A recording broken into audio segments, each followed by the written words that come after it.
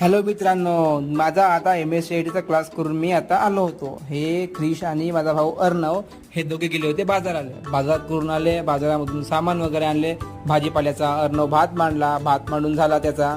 भात मांडून झाल्यावर हा आमचा क्रिश भाऊ जो तुम्हाला दिसताय शेंगा खोडताना, तो शेंगा खोडत होता. आणि मी बाहेर निघून पाहिलं होतं आमच्या हॉस्टेलच्या पोरांना का पिसा उठला, का ते रात्रच नाही का व्यायाम करायला लागले होते.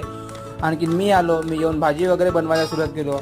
मला भाजी तर तशी बनवता येत नव्हती. बरं नका मी ट्राय केलो. यांनी म्हटलं की डाननं म्हटलं की मी काल रात्रीच भाजी बनवलो होतो. आणि मला लहान भाऊ म्हटला मी सकाळीच भाजी बनवलो. आता तुझी पाळी. आता पाळी म्हणल्यावर तर करायचं लागलंच होता.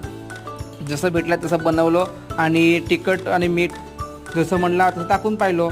कशी जमली भाजी ते माहीत नाही. बरं खाल्यावर तुम्हाला दुसऱ्या ब्लॉगमध्ये सांगतो कशी बनली कशी नाही. ठीक आहे, धन्यवाद.